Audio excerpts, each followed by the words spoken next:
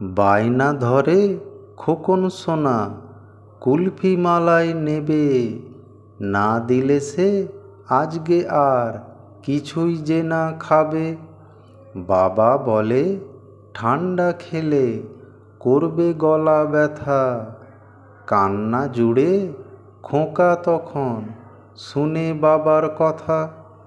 খোকা বলে তাহলে তুমি কোল্ড ড্রিঙ্কস কেন খাও, আমি খেলে গলা ব্যথার ভয় কেন দেখাও।